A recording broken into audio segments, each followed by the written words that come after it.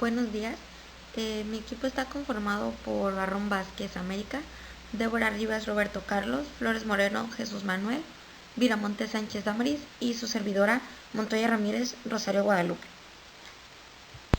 Y nosotros les vamos a hablar sobre la unidad 4 que tiene por nombre Metabolismo de Carbohidratos.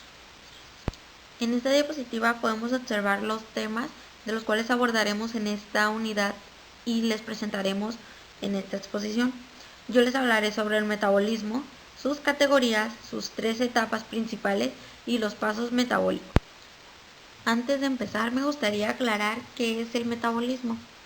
Se denomina metabolismo al conjunto de reacciones químicas controladas mediante las cuales pueden los seres vivos cambiar la naturaleza de ciertas sustancias para obtener así los elementos nutritivos y las cantidades de energía que requieren los procesos de crecimiento, desarrollo, reproducción y sostén de la vida.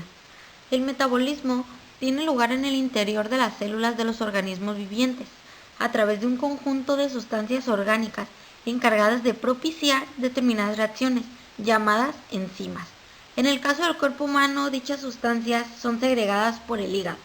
Las enzimas buscan generar reacciones químicas favorables al organismo, a la vez que atajar las desfavorables, a través de cadenas específicas de reacciones que se llaman rutas metabólicas, en las que una sustancia se transforma en un producto químico, que a su vez alimenta un nuevo proceso de transformación, separando los compuestos que el metabolismo considera nutritivas de aquellas que considera tóxicas y deberán desecharse. Anabolismo y catabolismo son las partes en las que se divide el metabolismo. El anabolismo es una reacción de síntesis donde se consume energía y el catabolismo es una reacción degradativa donde se libera energía. Aunque los dos son procesos distintos, funcionan de manera coordinada. Mientras el anabolismo construye moléculas grandes a partir de otras más pequeñas, el catabolismo es una reacción de reducción donde se convierte una molécula compleja en otra más simple. El anabolismo es una reacción química constructiva donde se sintetizan moléculas complejas a partir de otras más simples, que pueden ser orgánicas o inorgánicas. Así, las moléculas pueden crecer y renovarse o ser almacenadas como reserva de energía. Este proceso metabólico de construcción, donde se consume energía para obtener moléculas grandes a partir de otras más pequeñas, es posible gracias al aporte de energía del adenosín-trifosfato, el ATP. Entre las funciones del anabolismo destacan aumentar la masa muscular, formar los componentes y tejidos celulares del crecimiento y almacenar energía. En las etapas del metabolismo, la primera se producen precursores como los aminoácidos, monosacáridos y otros. Luego, los precursores se activan en la segunda etapa utilizando la energía del ATP. Después, en la tercera etapa, se producen moléculas más complejas, como las proteínas, los polisacáridos, los lípidos y los ácidos nucleicos. Enseguida está el catabolismo, el cual es la parte del proceso metabólico, mediante el cual se degradan, reducen u oxidan diferentes nutrientes orgánicos a sus formas más simples, para que el cuerpo las asimile y las transforme en energía. Esta energía es esencial para el funcionamiento del anabolismo. La energía que se libera se almacena en moléculas adenosín-trifosfato y así la célula puede realizar acciones vitales como la contracción muscular y la síntesis de moléculas. En una fase destructiva, la reducción donde de una molécula orgánica compleja como glúcidos y lípidos se obtienen otras más simples como agua, CO2, ácido láctico o amoníaco. Un proceso catabólico es la digestión. En ella se descomponen grandes complejos moleculares y se transforman en formas más simples para que puedan ser usadas como materia prima y energía en los procesos anabólicos. Por esto, la digestión es esencial para que el anabolismo funcione adecuadamente. Entre las funciones del catabolismo destacan degradar los nutrientes orgánicos, extraer la energía química de los nutrientes degradados para ser utilizada por el cuerpo, nutrir al organismo utilizando los tejidos cuando hay carencia de alimentos.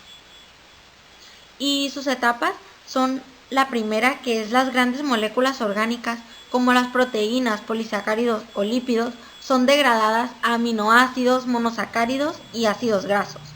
Las moléculas pequeñas son llevadas en la segunda etapa a las células y se transforman en moléculas aún más simples, liberando energía durante ese proceso. Y finalmente, en la etapa 3, se oxidan las coenzimas en la cadena transportada de electrones. Después tenemos las 3 etapas o fases del metabolismo. Como podemos observar en la imagen, en la fase 1 la vamos a llamar absorción, donde las grandes moléculas nutritivas, como las proteínas, los carbohidratos y lípidos, se degradan en similares de construcción más sencillos.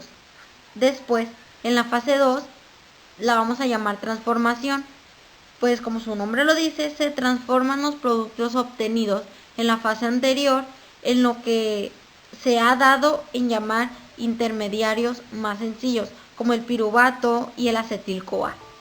Después tenemos la fase 3 de excreción. Los productos de la fase 2 resultan ser oxidados a sustancias aún más sencillas y finales, que se encuentran hasta abajo de la imagen, que son el CO2, el H2O y el NH3. Es claro que algo tan complejo como el proceso metabólico debe suceder por etapas, en forma progresiva, e involucrar a todas las células, tejidos, órganos y subsistemas de nuestro organismo. A continuación, explico las diferentes etapas del metabolismo para que puedas entender cómo funciona nuestro organismo en relación a las distintas actividades que nos permiten vivir realizando procesos fisiológicos básicos o vitales, como respirar, alimentarnos, entre otras cosas. La primera etapa, fase o paso metabólico que veremos será el intercambio constante de sustancias entre el organismo y el medio ambiente.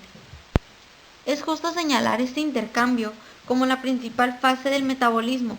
Tomamos del medio ambiente o externo todo lo necesario para que nuestras células puedan trabajar, es decir, metabolizar, y regresamos al medio ambiente todos los productos de desecho que nuestro organismo debe eliminar. Pero, aquí está una pregunta: ¿qué tomamos del medio ambiente o externo?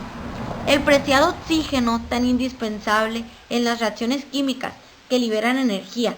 Además, requerimos nutrientes, como lo son los carbohidratos, las proteínas, grasas, sales minerales, vitaminas y agua. Es decir, absolutamente todo lo necesario para que nuestras células puedan metabolizar. Pero también, ¿qué devolvemos al medio ambiente? Productos de desecho no necesarios para nuestro organismo, pero muchos de ellos indispensables para que la naturaleza cumpla los procesos de reciclaje del equilibrio ecológico, como el ciclo del carbono, el ciclo del nitrógeno, el ciclo del agua, etc. Por ejemplo, en esta fase del metabolismo, al respirar, nosotros le entregamos continuamente a la naturaleza CO2, que, como todos sabemos, es necesario para el proceso de la fotosíntesis que ocurre en las hojas de las plantas. Al combinar el CO2 con agua y con la participación de luz solar y la clorofila, las plantas sintetizan carbohidratos. Los carbohidratos producidos por las plantas servirán de alimento a los animales herbívoros, y la carne de estos será el alimento preferido de los animales carnívoros. Uno de los subproductos de la fotosíntesis es el oxígeno, tan importante en la vida de los animales. Recordemos que son nuestras células las que verdaderamente se nutren. En una forma tan compleja como la naturaleza nos brinda nutrientes, no es posible que puedan ser asimilados por nuestras células tan pequeñas.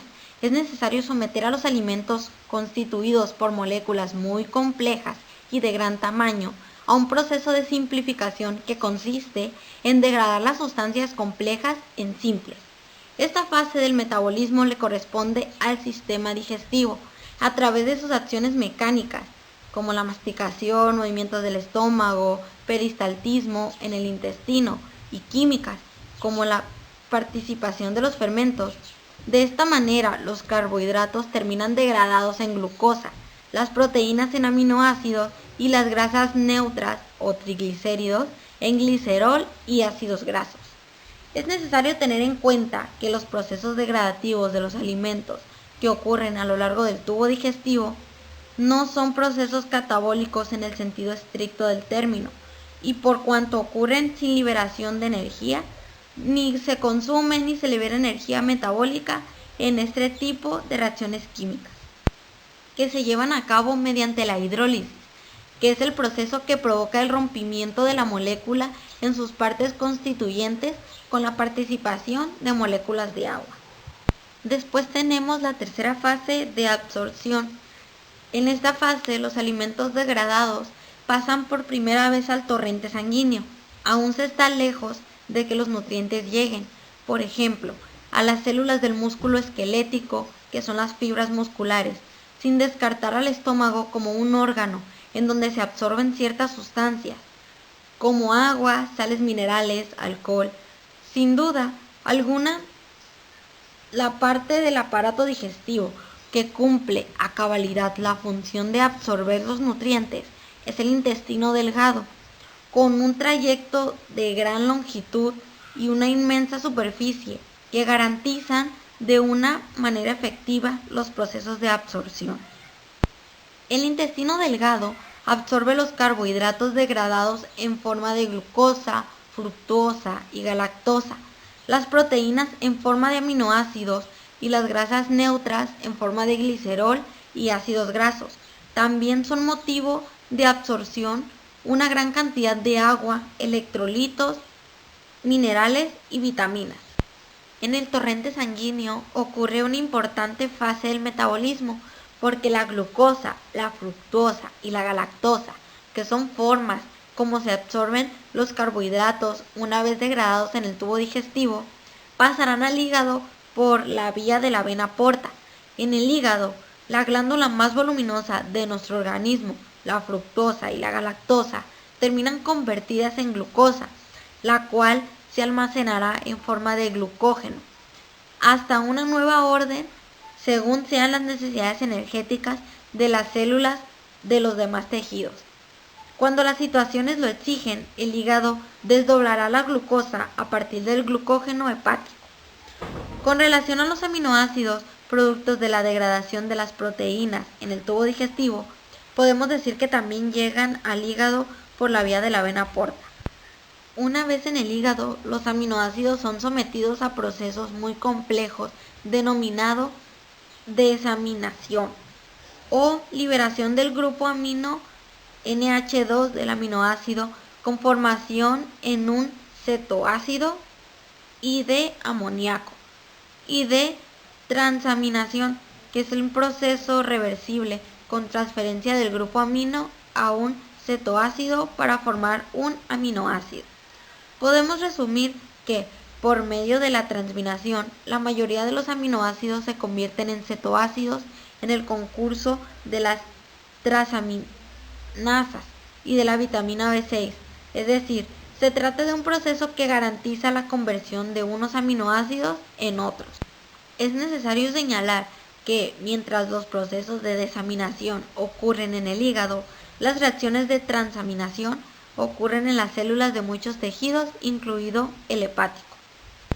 Desde este punto de vista, las células hepáticas asimilan los nutrientes más temprano que el resto de nuestras células, convirtiéndose en células que trabajan para sí y para las demás, a diferencia del resto de las células que solo lo hacen para ellas mismas. Después vamos a ver la última fase, que tiene por nombre asimilación, metabolismo intracelular, anabolismo y catabolismo. La fase o etapa del metabolismo que tiene que ver con la parte intercelular. En la literatura existe cierta imprecisión en relación con la utilización de los términos catabolismo como sinónimo de desasimilación y anabolismo como sinónimo de asimilación. En muchas ocasiones utilizan los términos anteriormente señalados indistintivamente. Así se trata de reacciones químicas que ocurren en el interior de nuestras células como por fuera de estas. Por ejemplo, algunos autores de libros dicen que el proceso general del metabolismo consta de dos clases generalizadas de reacciones químicas, aquellas que originan la fragmentación de una molécula en partes cada vez más pequeñas, conocidas como reacciones degradativas o catabólicas, y aquellas que reúnen los pequeños fragmentos moleculares para formar moléculas mayores, conocidas como reacciones sintéticas o anabólicas. Generalmente se define a los procesos catabólicos como procesos degradativos que liberan energía. Es claro que la liberación de energía solo ocurre en el interior de nuestras células. Por lo tanto, los procesos degradativos que ocurren a lo largo del tubo digestivo por fuera de las células no pueden catalogarse como procesos catabólicos. Así se trata de procesos que fragmentan las moléculas en partes cada vez más pequeñas. En relación a los procesos anabólicos, se dice que son responsables de la síntesis de materia viva y son consumidores de energía. La síntesis de una molécula de ATP a partir de un ADP y un fosfato inorgánico no podrá concebirse como un proceso anabólico, pese a que se trata de construir una molécula compleja a partir de constituyentes más simples, proceso que requiere energía. Definitivamente, el término anabolismo debe ir ligado de una manera exclusiva a todo lo relacionado con la síntesis de proteínas. Para muchos, la fase del metabolismo, conocida como asimilación, comprende el ingreso de los nutrientes al organismo provenientes del medio externo. El ingreso a nuestras células de los nutrientes debidamente degradados con anterioridad en el tubo digestivo. Los procesos de síntesis de proteína tisular, de fermentos, de ácidos nucleicos, es decir, procesos que construyen sustancias complejas a partir de sustancias sencillas y que requieren energía. Por otro lado, la desasimilación incluye los procesos degradativos que ocurren a lo largo del tubo digestivo, la degradación de sustancias ricas en energía que ocurre en el interior de nuestras células, la movilización del recurso energético, la destrucción de tejidos y los procesos de limpieza de los productos de desecho, etc. Entonces, estaría bien decir que el anabolismo es la parte de los procesos asimilativos que ocurren en el interior de nuestras células y el catabolismo es la parte de los procesos de desasimilación que también ocurren en el interior de nuestras células. Algo que debe quedar claro es que los procesos que ocurren en el interior de nuestras células son como dos caras de una misma moneda. Mientras el primero construye, sintetiza materia viva en forma compleja, con consumo de energía, el segundo, o sea, el catabolismo, degrada sustancias energéticas complejas en simples, liberando una gran cantidad de energía que utilizarán nuestras células para realizar las más diversas funciones. Transporte activo de sustancias a través de las membranas celulares, síntesis de proteína tisular y trabajo mecánico. Durante la fase del metabolismo, que tiene que ver con el crecimiento, hasta aproximadamente los 18 a 20 años predominan los procesos anabólicos. Durante la adultez, es decir, de 20 a 45 años, se presenta un equilibrio entre los procesos de síntesis y destrucción. En el periodo de involución, a partir de los 45 años, los procesos de destrucción tisular empiezan a predominar sobre los procesos de síntesis. La glucólisis. ¿Qué es la glucólisis? La glucólisis o glicólisis es una ruta metabólica que sirve de paso inicial para el catabolismo de carbohidratos en los seres vivos. Consiste fundamentalmente en la ruptura de las moléculas de glucosa mediante la oxidación de la molécula de la glucosa, obteniendo así cantidades de energía química aprovechable por las células. La glucólisis no es un proceso simple, sino que consiste en una serie de 10 reacciones químicas enzimáticas consecutivas que transforman una molécula de glucosa C6H12O6 en 2-piruvato C3H4O3, útiles para otros procesos metabólicos que siguen aportando energía al organismo. Esta serie de procesos puede ocurrir en presencia o ausencia de oxígeno y se da en el citosol de las células como parte inicial de la respiración celular. En el caso de las plantas, forma parte del ciclo de Kelvin. Reacciones químicas de la glucosis. Exoquinasa. El primer paso en la glucólisis consiste en convertir la molécula de glucosa en una molécula glucosa 6-fosfato. Para generar esta reacción es necesario que participe una enzima conocida como exoquinasa y tiene la función de activar la glucosa de manera que sea posible usarla en procesos posteriores. 2. Fosfoglucosa isómera.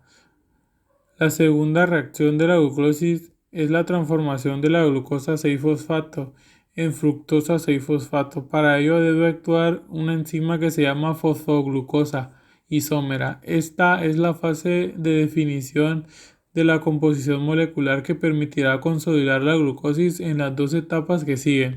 4. Aldolasa. La fructosa 1,6-bifosfato se divide en dos azúcares de tipo isómero, es decir, dos moléculas con la misma fórmula pero cuyos átomos están ordenados de manera distinta, con lo cual tienen también propiedades distintas. Los dos azúcares son dihidroxicetona fosfato y gliceraldehído 3-fosfato, y la división ocurre por la actividad de la enzima aldolasa. 5. Trifosfato isomerasa. La fase número 5 consiste en reservar el fosfato de gliceraldehído para la siguiente etapa de la glucólisis. Para esto es necesario que actúe una enzima llamada trifosfato isómera dentro de los azúcares obtenidos en la etapa anterior. Aquí es donde termina la primera de las grandes etapas que describimos a inicio de esta enumeración, cuya función es generar gastos de energía. Gliceraldehído 3-fosfato deshidrogenada. Esta fase inicia la obtención de energía. Durante las 5 anteriores solo se había gastado. Seguimos con los azúcares generados anteriormente y su actividad es la siguiente: producir 1,3 bisofosglicerato por medio de agregar un fosfato inorgánico al gliceraldehído 3-fosfato. Para poder agregar este fosfato, la otra molécula debe deshidrogenarse. Esto significa que comienza a aumentar la energía del compuesto. 7. Fosfoglicerato quinasa. Esta fase hay transferencia de un fosfato para poder formar adenosina trifosfato y 3-fosfoglicerato. Es la molécula 1,3-bisfosfoglicerato la que recibe un grupo de fosfato de parte del fosfoglicerato quinasa. 8. Fosfolicerato mutasa. De la relación anterior se obtuvo 3-fosfoglicerato. Ahora es necesario generar 2-fosfoglicerato por medio de la acción de una enzima llamada fosfoglicerato mutasa. Esta última reubica la posición del fosfato del tercer carbono hacia el segundo carbono y se obtiene así la molécula esperada. 9. Enolasa. Una enzima llamada enolasa se encarga de eliminar la molécula de agua del 2-fosfoglicerato. De esta manera se obtiene el precursor del ácido puríbico y nos acercamos al final del proceso de glucólisis. Este precursor es fosfonol piruvato. 10. Piruvato quinasa. Finalmente ocurre una transferencia de fósforo de fosfonol piruvato al adenosin difosfato. Esta reacción ocurre por acción de la enzima piruvato quinasa y permite que la glucosa termine transformándose en ácido pirúvico. Fases de la glucólisis. Primera fase, gasto de energía. En esta primera etapa se transforma la molécula de glucosa en 2-gliceraldehído, una molécula de bajo rendimiento energético. Para ello se consumen 2 unidades de energía bioquímica ATP, adenosin trifosfato. Segunda fase, obtención de energía. El gliceraldehído de la primera fase se convierte en la segunda en un compuesto de alta energía bioquímica. Para ello se acopla con nuevos grupos fosfato tras perder 2 protones y electrones. Así se somete a estos azúcares intermedios a un proceso de cambio que va liberando de manera paulatina sus fosfatos, para obtener así 4 moléculas de ATP. el doble de lo invertido en el paso anterior, y dos moléculas de piruvato que continuarán su ciclo por su cuenta ya terminada la glucólisis.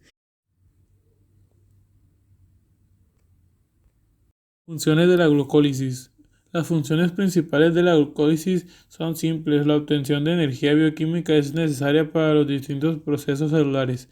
Gracias al ATP obtenido de la ruptura de la glucosa, numerosas formas de vida consiguen la energía para subsistir o para disparar procesos químicos mucho más complejos. Por eso la glucólisis suele ser disparador o detonador bioquímico de otros mecanismos mayores, como el ciclo de Calvin o el ciclo de Krebs. Tanto eucariotas como procariotas son participantes de la glucólisis.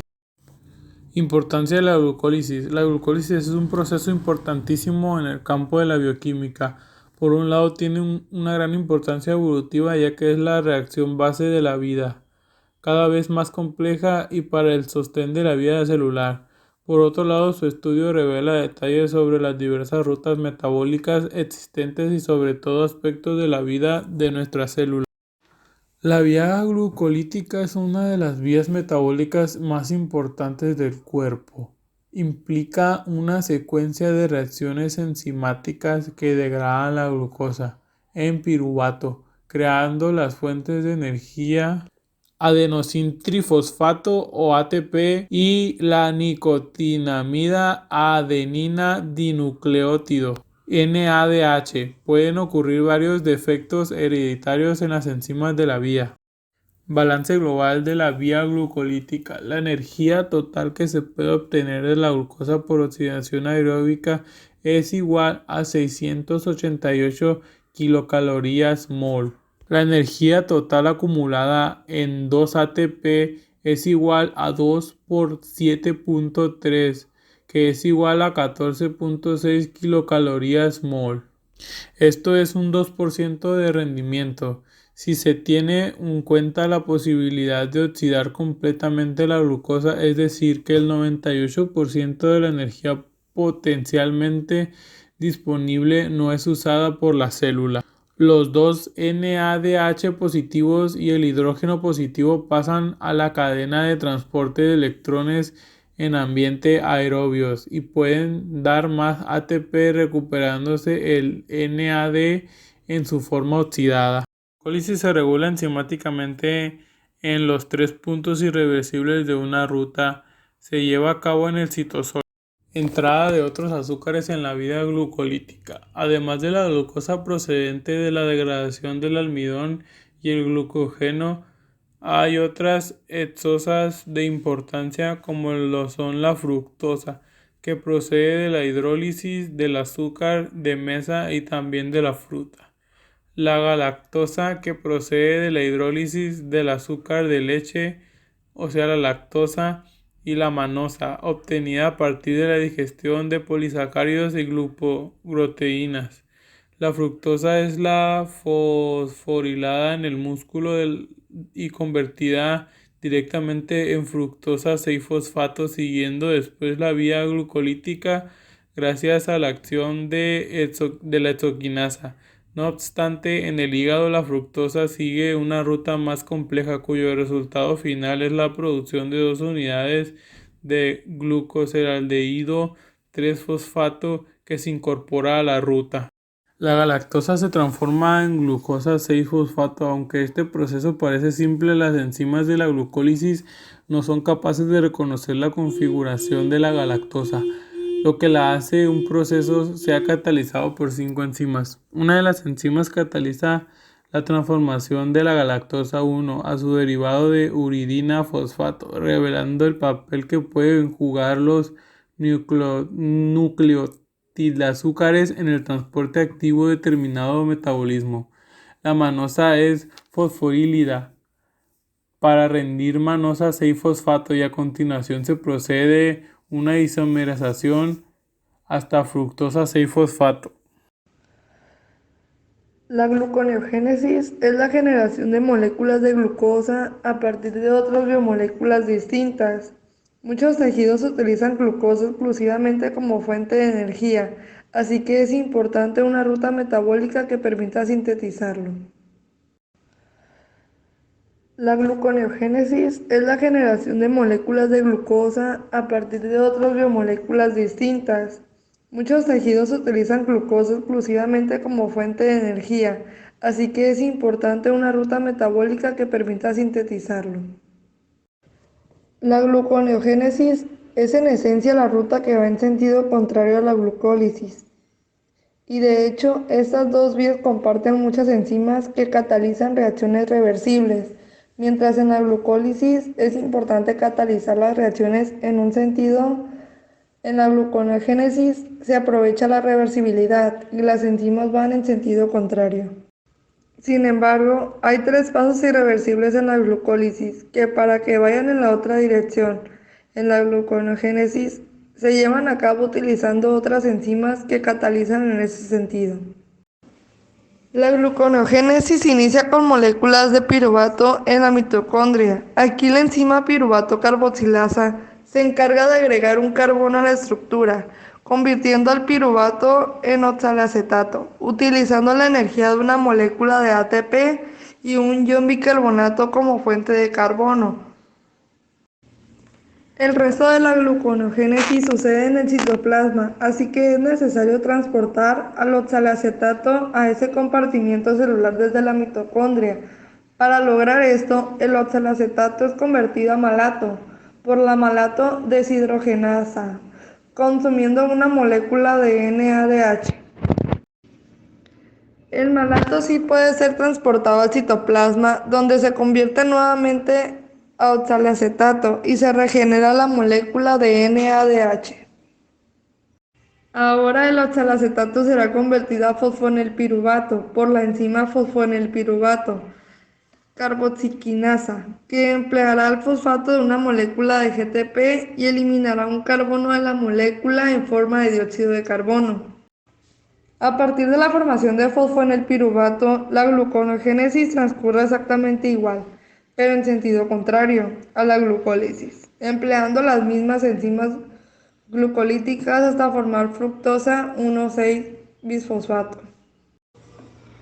Una vez que tenemos fructosa 1,6-bisfosfato, la enzima 1,6-bisfosfatasa, exclusiva de la gluconeogénesis, elimina el grupo fosfato carbono 1 de la estructura, quedándonos con fructosa 6-fosfato. La fructosa 6-fosfato es convertida a glucosa 6-fosfato por la fosfoxona isomerasa, que es una enzima que también actúa en la glucólisis. Ahora sigue el tercer paso irreversible, que es la eliminación del fosfato de la molécula para crear el producto final. La glucosa aquí, la enzima encargada de eliminar el fosfato, es la glucosa 6-fosfatasa. En términos de energía, la gluconeogénesis es un proceso costoso, mientras la glucólisis genera 2 moléculas de ATP y 2 de NADH. La gluconeogénesis no genera energía, sino que la consume. La gluconeogénesis no genera energía, sino que la consume durante la gluconeogénesis. Se consumen 4 moléculas de ATP, 2 de GTP y 2 de NADH. En los mamíferos la gluconeogénesis se lleva a cabo en el hígado y es muy importante porque si el organismo no consume azúcares, este proceso permite mantener los niveles de glucosa en un punto estable, de forma que otros tejidos, como lo es el cerebro, que solo utiliza glucosa como fuente de energía, pueda funcionar sin problemas. Bueno, el tema del que yo les voy a hablar es acerca del ciclo de Calvin. Primeramente hablaremos de la fotosíntesis, la cual es un proceso químico usado por las plantas para producir energía química a partir de la energía solar. Gracias a la energía del sol, las plantas convierten el agua del suelo y el dióxido de carbono que se encuentra en el aire en glucosa. Imaginemos que es una fábrica donde estos dos ingredientes van a crear glucosa, que viene siendo su energía. La fotosíntesis es el proceso químico más importante del planeta, ya que mediante este se sintetizan sustancias orgánicas a partir de la energía solar. En esta participan todos los organismos que tienen clorofila, como las plantas, las algas y algunas bacterias. Es importante destacar que mediante este proceso las plantas producen su propio alimento, lo que las hace ser organismos autótrofos. Todo este proceso fotosintético se divide en dos fases, la fase luminosa y la fase oscura, pero nos enfocaremos solamente en la fase oscura. Antes de iniciar con el ciclo de Calvin, les quiero presentar el triángulo, que representa al glicerato, al pentágono, que representa a la ribulosa, y al hexágono, que representa a una hexosa. Vamos a tomar de ejemplo a la ribulosa. Cada esquina de la figura geométrica representa una molécula de carbono y siempre se enumera en este orden. También puede representarse de esta manera. Si a la ribulosa se le suma un carbono, se convierte en una hexosa. Y si la hexosa se divide en dos, nos da como resultado dos gliceratos. Luego tenemos al fósforo, que cuando está en conjunto con otras moléculas se llama fosfato. Y cuando lo juntamos con un glicerato, recibe el nombre de fosfoglicerato 2 o glicerato 2-fosfato. Luego tenemos la adenina. Cuando se nos presenta la adenina dentro de un círculo, toma el nombre de adenosina. Y si le sumamos 3 fosfatos, toma el nombre de adenosintrifosfato o trisfosfato de adenosina, más conocido como ATP. Si al ATP le quitamos uno de sus fosfatos, se le conoce como ADP. Finalmente tenemos el rubisco. El rubisco es la forma abreviada con que normalmente se designa a la enzima cuyo nombre completo es ribulosa 1,5-bisfosfato carboxilasa oxigenasa. Esta enzima tiene un doble comportamiento que justifica su nombre, catalizando dos procesos opuestos. Primero, la fijación del dióxido de carbono CO2 a una forma de materia orgánica, lo que justifica su clasificación como carboxilasa. La fotorrespiración, en la que actúa como oxigenasa del mismo sustrato. Dentro del ciclo de Calvin, el trabajo del rubisco es quitarle al CO2 su carbono. El ciclo de Calvin consiste en una serie de procesos bioquímicos y todos estos se realizan en el estroma de los cloroplastos. Durante la fase oscura de la fotosíntesis ocurren tres aspectos importantes. La primera es la fijación del dióxido de carbono que existe en el medio ambiente para transformarlo en una molécula orgánica llamada glucosa. La segunda es que va a utilizar las moléculas que se obtienen durante la fase luminosa. Y por último, aunque se llama fase oscura, no es necesario que ocurra entre la noche. Se le llama fase oscura porque no requiere de la luz solar o de los fotones. Este ciclo se divide en tres etapas.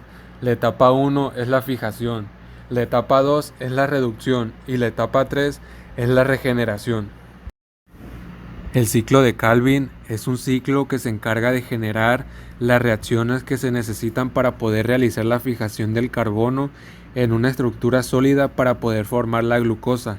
Es también conocido como ciclo de Calvin-Benson o como la fase de fijación del CO2 en el proceso de la fotosíntesis. Este ciclo consiste en una serie de procesos bioquímicos que se realizan en el estroma que poseen los cloroplastos de los organismos fotosintéticos.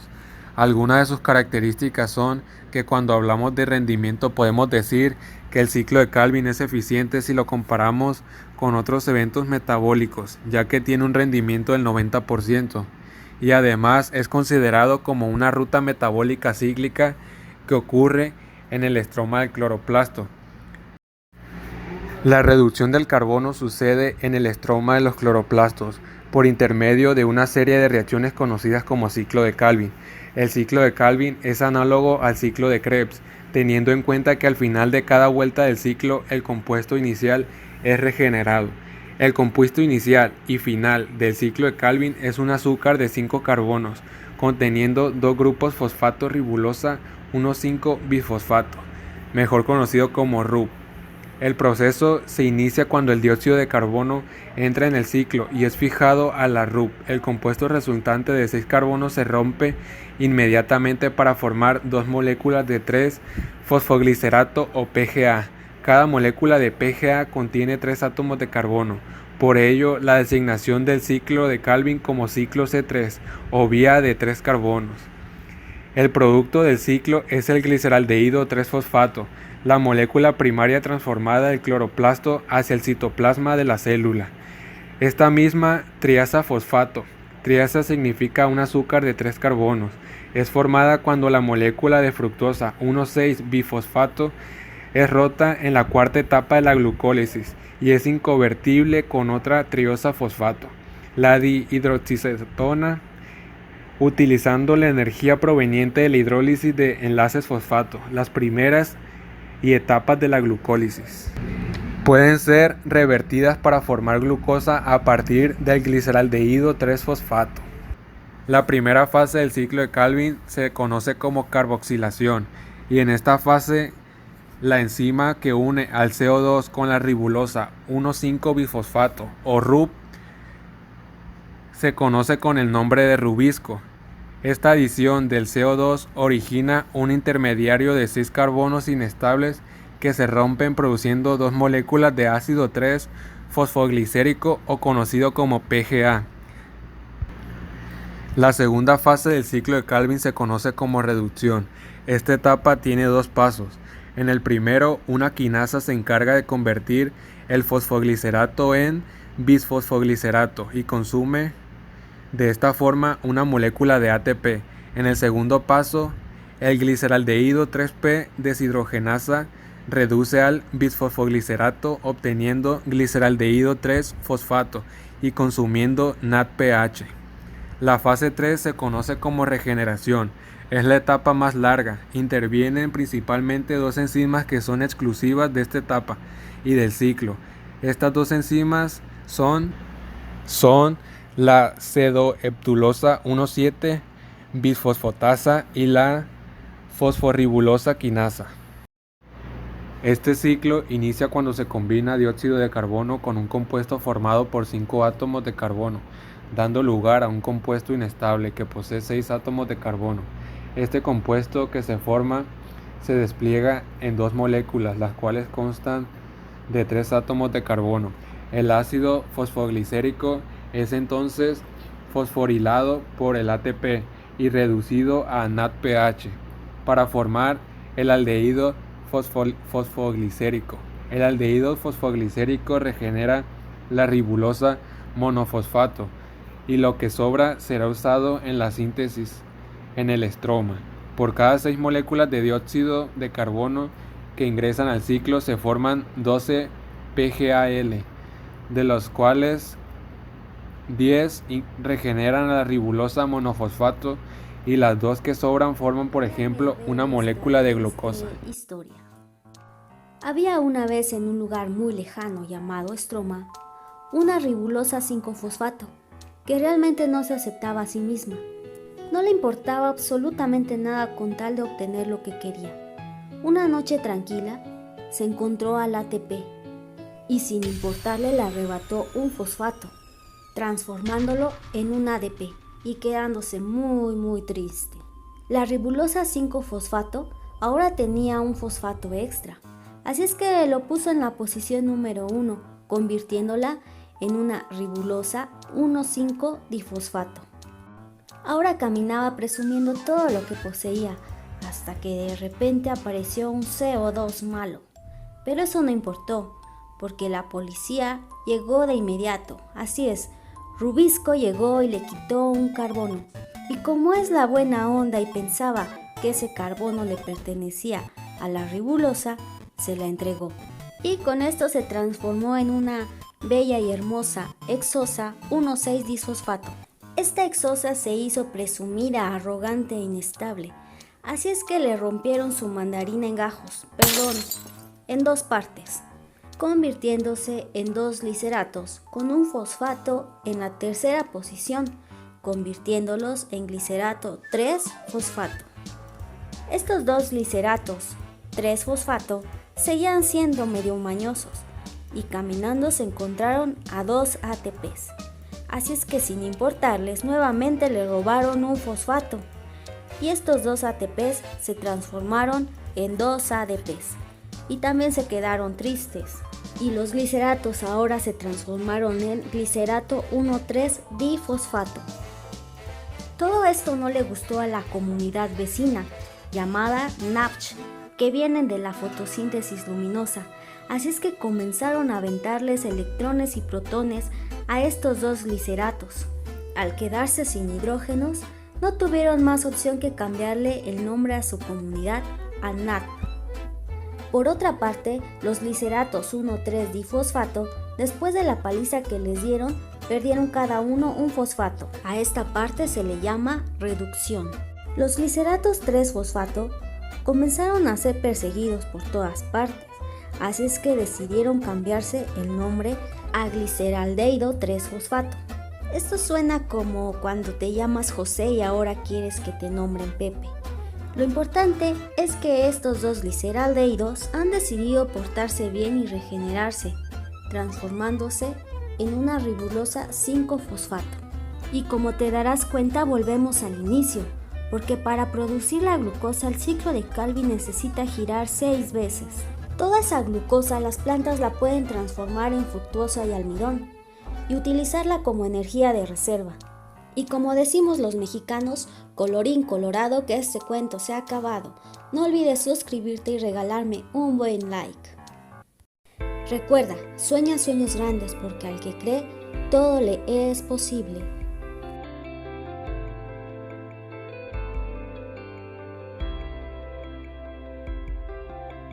Me compraste con tu sangre, me escogiste, me amaste. La reducción del carbono sucede en el estroma de los cloroplastos por intermedio de una serie de reacciones conocidas como ciclo de Calvin. El ciclo de Calvin es análogo al ciclo de Krebs, teniendo en cuenta que al final de cada vuelta del ciclo el compuesto inicial es regenerado.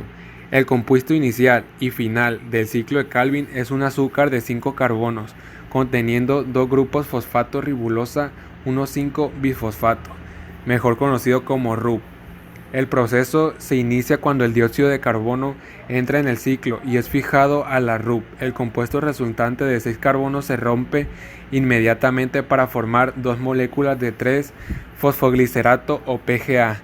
Cada molécula de PGA contiene 3 átomos de carbono. Por ello, la designación del ciclo de Calvin como ciclo C3 o vía de 3 carbonos. El producto del ciclo es el gliceraldehído 3-fosfato, la molécula primaria transformada del cloroplasto hacia el citoplasma de la célula.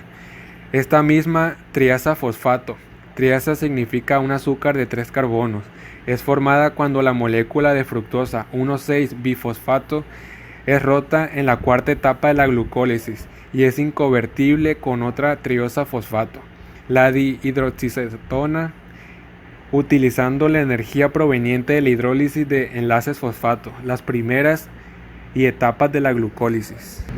Pueden ser revertidas para formar glucosa a partir del gliceraldehído 3-fosfato.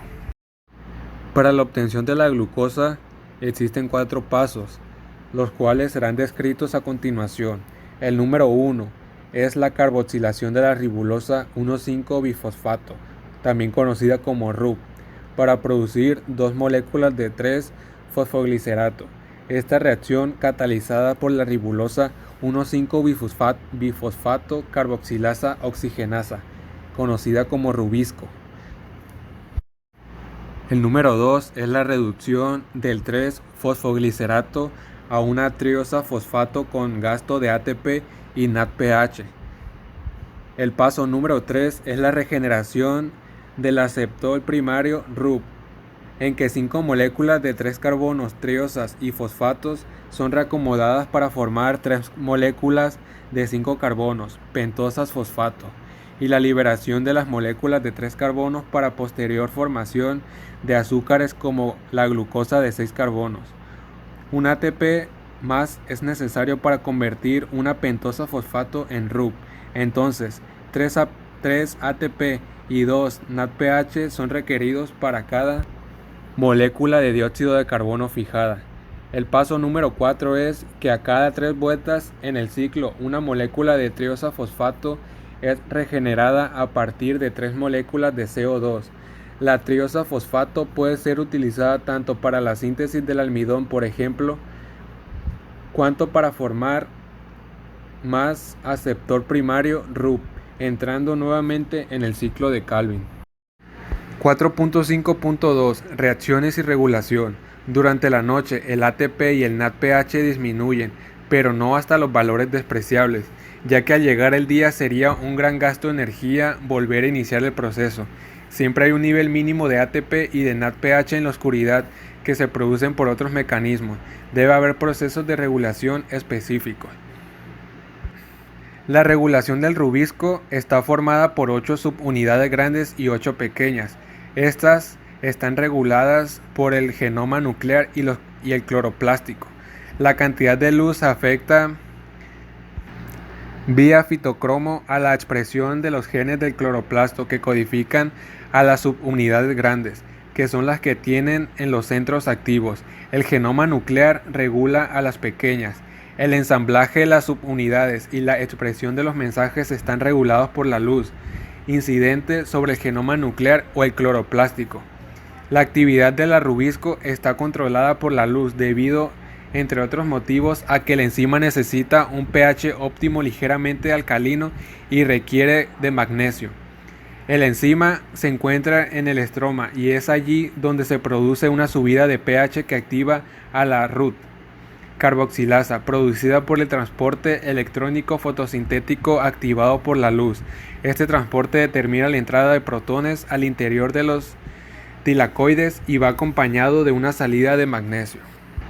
Para que la rubisco sea activa debe sufrir una carbamilación. Tiene que tener carbamilado un residuo de lisina del centro activo de la enzima. La carbamilación está catalizada por una activasa que requiere ATP y CO2. La activasa se une a la rubisco y elimina el último residuo de la actividad catálica y provoca los cambios en una lisina específica. Esta transformación depende del CO2 y pérdida de 2 protones, lo que origina de un carbamato, a cuya carga negativa se une un magnesio, para finalizar así la activación. La carbamilación, para que se dé, necesita elevadas concentraciones de CO2 y de magnesio, así como un pH elevado, condiciones que se producen precisamente en presencia de la luz. Por último, la regulación de otras enzimas. La regulación de las enzimas que catalizan a las reacciones unidireccionales está asociada a la existencia de grupos tiol en este tipo de enzimas. Esta activación se basa en la reducción de grupos SH, los puentes disulfuro de las enzimas, a activar. Los electrones necesarios proceden de una cadena de transporte. Estos electrones son excitados por la luz y proceden, en último caso, del agua. La luz hace funcionar el transporte de electrones. La ferrodoxina se reduce, esta mediante ferredoxina, tiorredoxina reductora, reduce la tiorredoxina y esta a grupos SH, los puentes disulfuro de la enzima. Así, el enzima reducido será activado, la forma oxidada será inactiva. 4.5.3 Fotorrespiración y ciclo C4. La fotorrespiración, también conocido como metabolismo C2, es la ruta metabólica de las plantas encargadas del procesamiento del 2-fosfoglicolato hasta el 3-fosfoglicerato con una recuperación de carbono hasta un 75%. Este proceso ocurre en el mesófilo de la hoja, en presencia de luz y donde la concentración de O2 es alta. Se realiza en plantas C3 principalmente y C4 en menor medida, y necesita de la maquinaria enzimática de 3 organelos: el cloroplasto, el peroxisoma y la mitocondria, además del citosol. En las plantas C4, la fotosíntesis se lleva a cabo en el cloroplasto de una célula de pared delgada del mesófilo y se entrega un ácido de 4 carbonos a una célula de pared gruesa de la vaina fascicular, donde el ciclo de Calvin se produce. en un cloroplasto de esa segunda célula. Esto protege al ciclo de Calvin de los efectos de la fotorrespiración. Tenemos otros videos que ven con cierta profundidad el ciclo de Calvin. En este video nos referiremos a él como el ciclo de Calvin normal.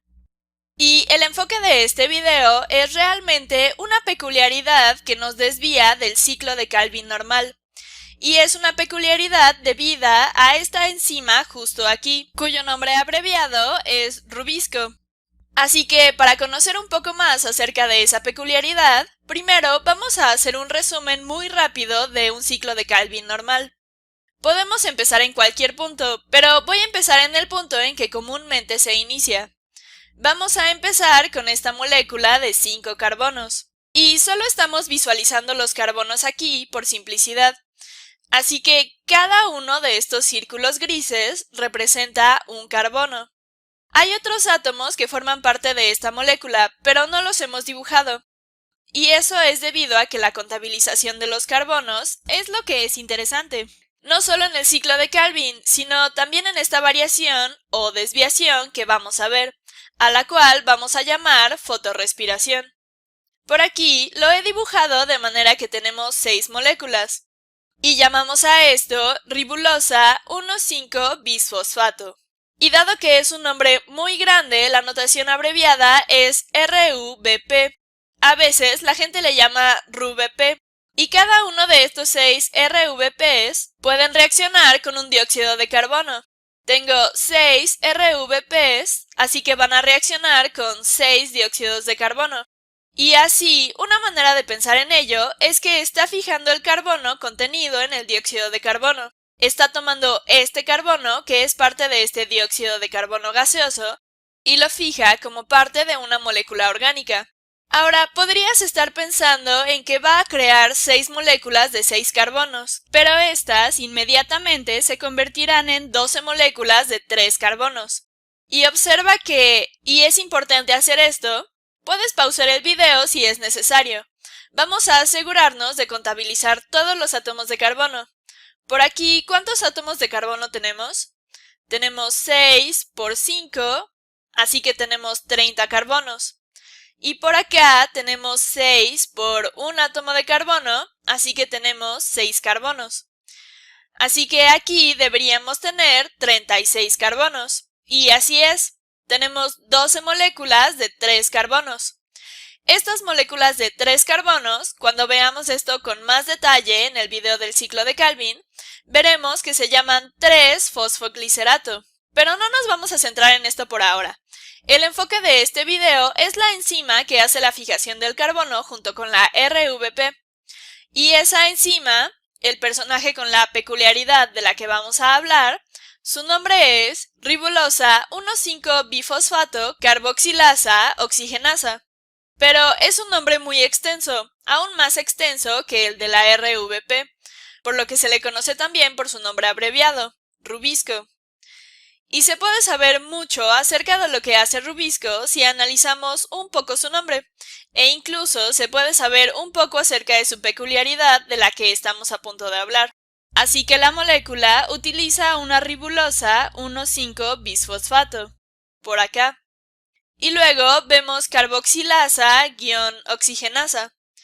La carboxilasa es lo que nos dice que puede lidiar con el dióxido de carbono por aquí, que el dióxido de carbono puede ser uno de los sustratos en una reacción con la ribulosa 1,5-bisfosfato.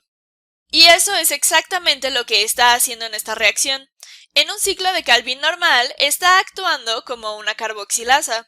Está fijando ese carbono. Está tomando estas moléculas de carbono y las está fijando como moléculas orgánicas, algunas de las cuales pueden ser utilizadas para crear glucosa. Y eso es lo que ocurre en un ciclo de Calvin típico. Utilizamos algunos NADPHs, utilizamos algunos ATPs y continuamos avanzando en el ciclo. Y creamos algunos G3Ps, que también son moléculas de 3 carbonos. G3P es la abreviatura de gliceraldehído 3-fosfato, para aquellos de ustedes que estén interesados en saber. Y luego, si utilizamos el conteo de estos 12, 10 vuelven a pasar por el ciclo de Calvin para regenerar nuestra ribulosa 1,5-bisfosfato. Y 2 de ellos se salen del ciclo de Calvin, y luego se pueden utilizar para producir una molécula de glucosa de 6 carbonos. Y eso es lo que sucede cuando todo está funcionando bien. Ese es el propósito del ciclo de Calvin, poder tener una reserva de energía en forma de glucosa. Ahora, posiblemente ya hayas podido vislumbrar, a partir del nombre de rubisco, que a veces puede actuar como una oxigenasa. Así que en lugar de fijar el carbono, puede a veces fijar el oxígeno. Y esa es la peculiaridad de la que les quería hablar con respecto a la enzima rubisco. Así que en la fotorrespiración, en lugar de fijar el carbono, fija el oxígeno junto con la ribulosa 1,5-bisfosfato. Y podrías decir, ¿por qué lo hace? Y la respuesta es, bueno, eso es una muy buena pregunta.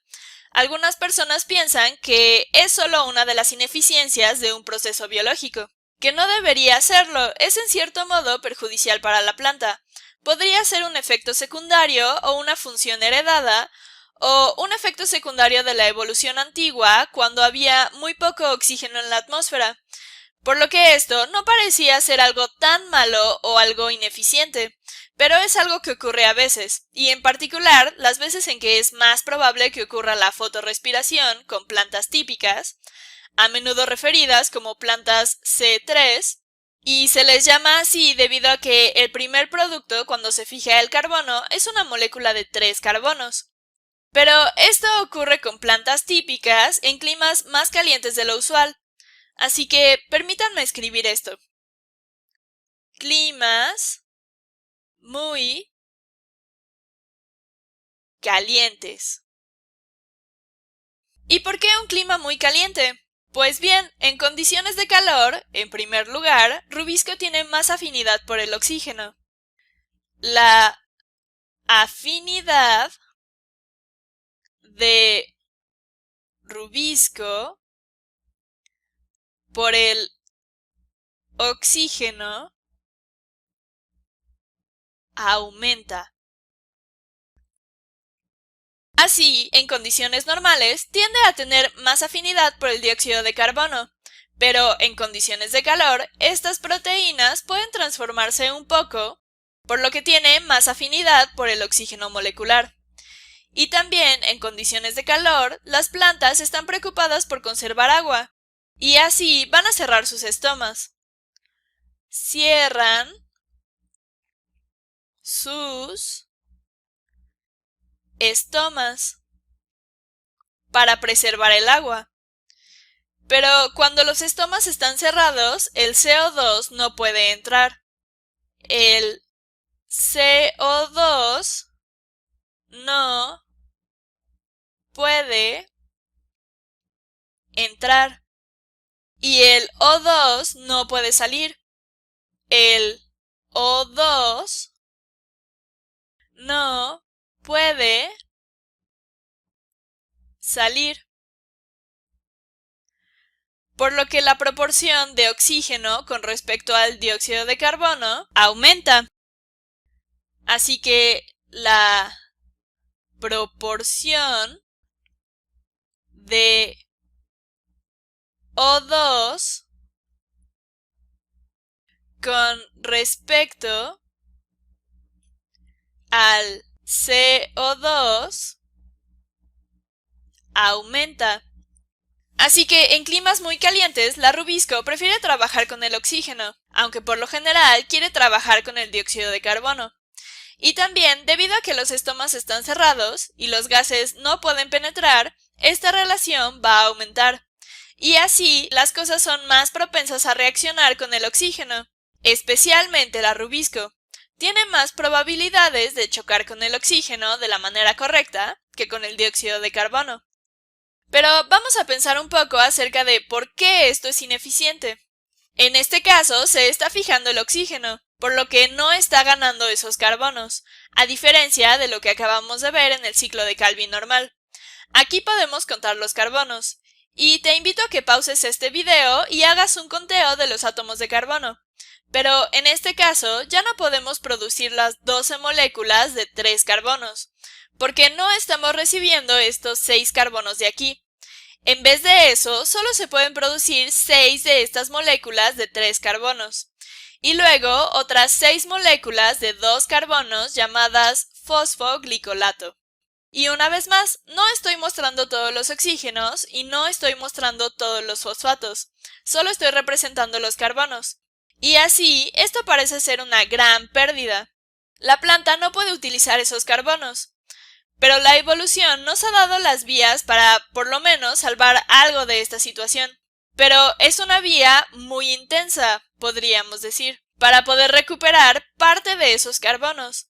Y la razón por la que queremos recuperar algunos de esos carbonos es porque, recuerda, al final del día, queremos producir algo de glucosa y queremos que el ciclo de Calvin normal siga pasando.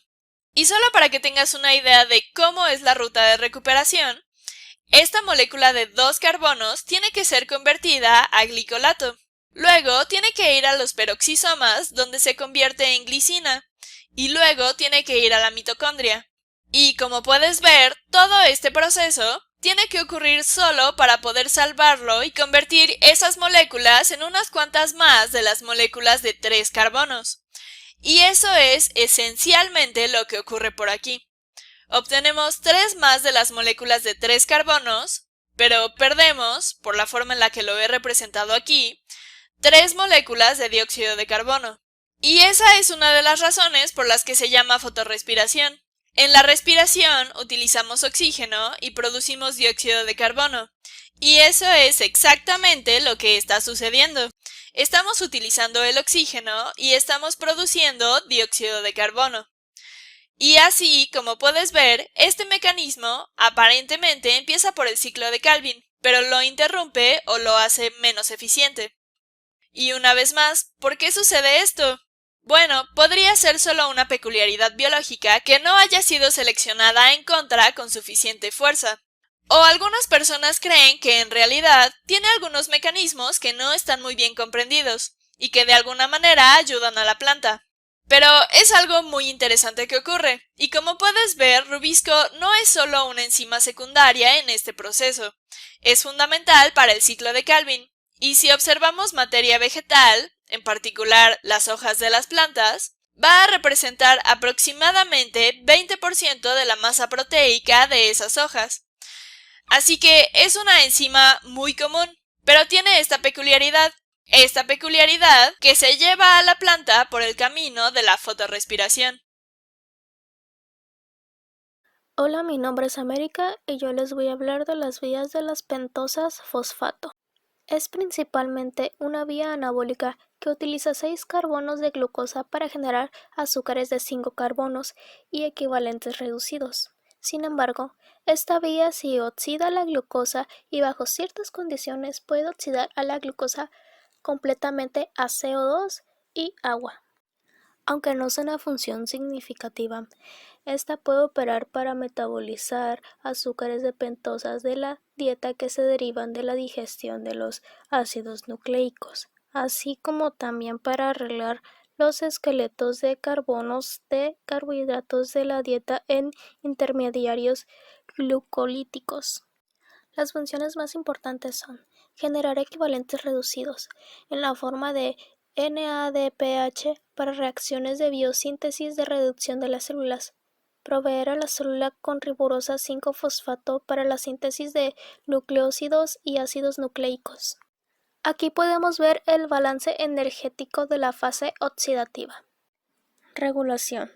La ruta de las pentosas fosfato está controlada a nivel de su primera reacción por el nivel de NADP.